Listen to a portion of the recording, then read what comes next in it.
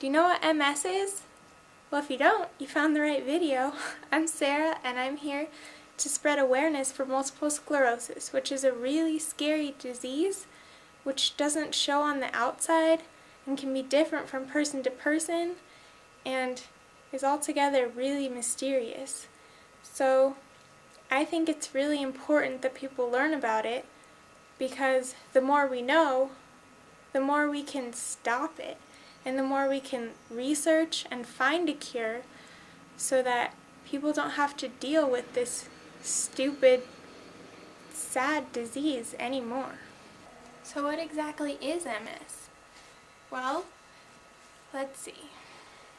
If this string is a nerve in your body, so anything going from your brain to a muscle making it move your arm. It sends a message from your brain to the muscle telling it what to do. But this isn't the only thing. Around your nerve is a sheath called myelin. So we just put this in here.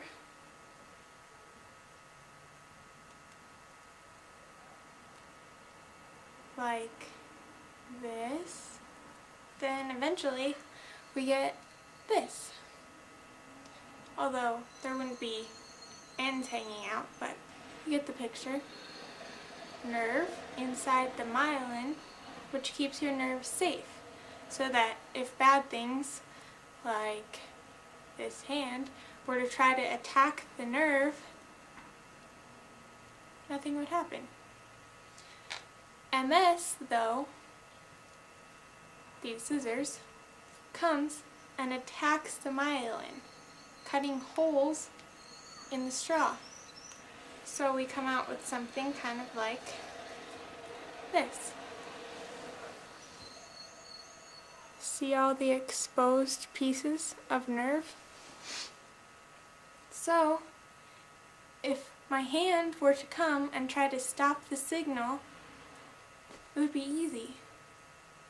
And that's why some of the symptoms of MS occur, is because the brain over here tries to send a message and it gets blocked because this sheath isn't protecting the nerve anymore.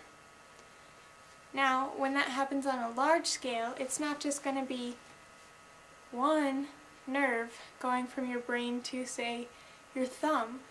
It's all of your nerves.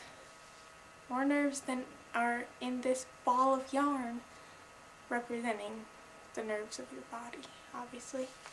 But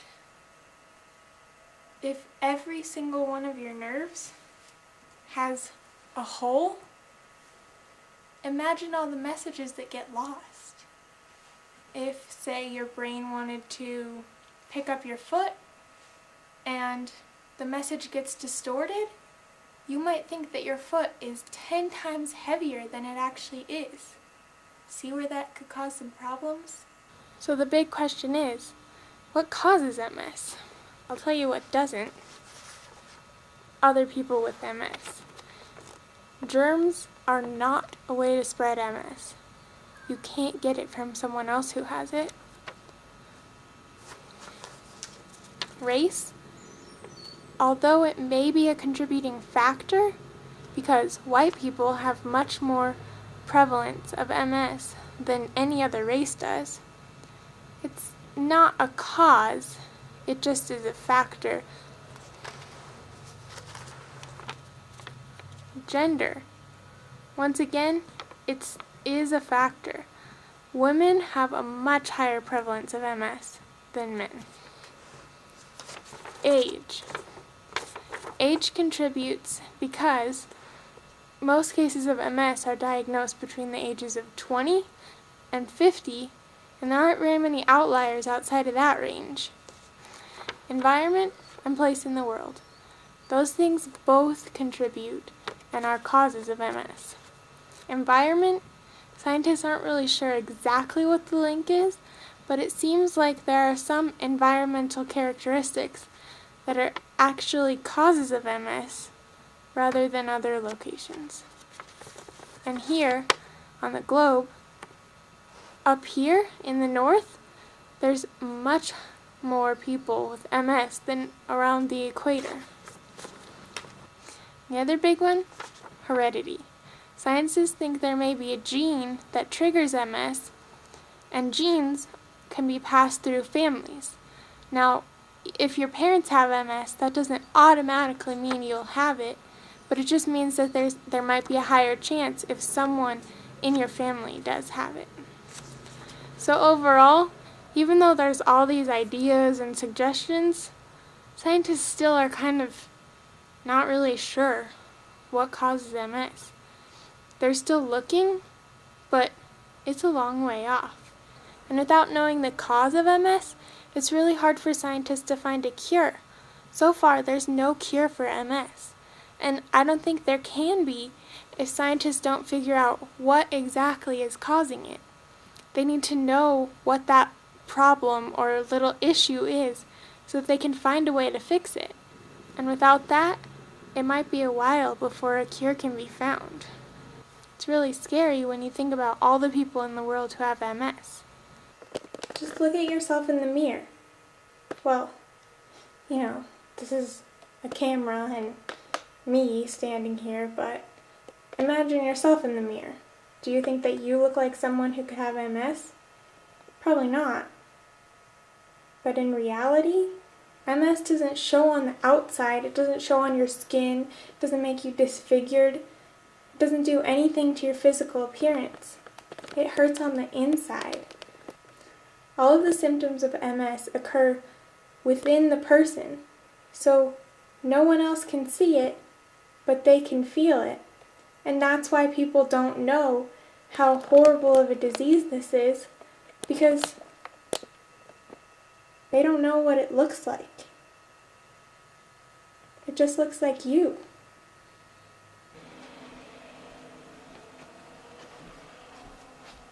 You can try this at home.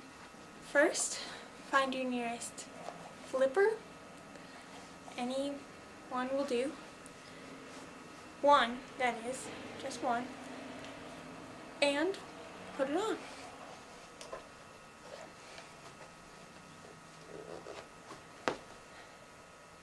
Now try to walk around.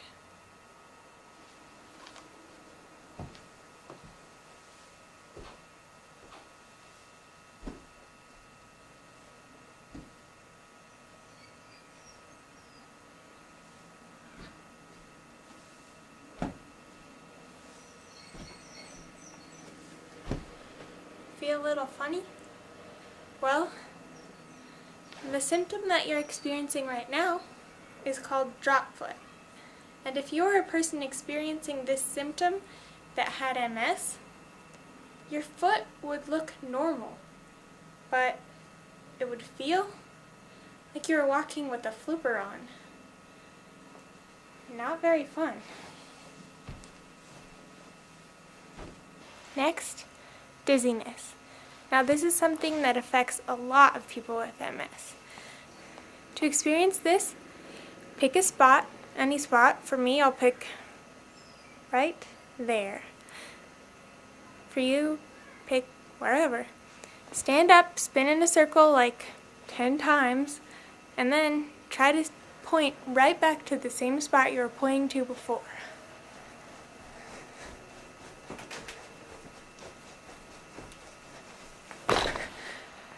Missed it. If you were a person with MS, you wouldn't have just spun around a million times. You would just not be able to point to where you want to point to because you can't really see everything straight. Think about how many problems that would cause you in your daily life.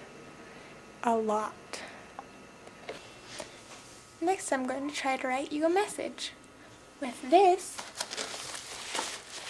5-pound weight strapped on my arm.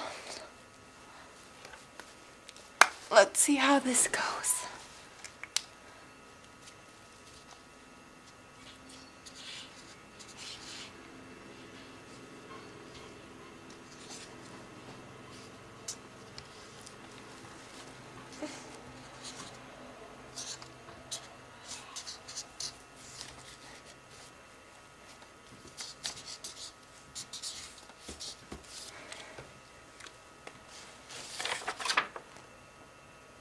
anxiety. But if you had MS, this feeling would look like this. And my final challenge is picking up a penny. Easy, right? With a rubber glove.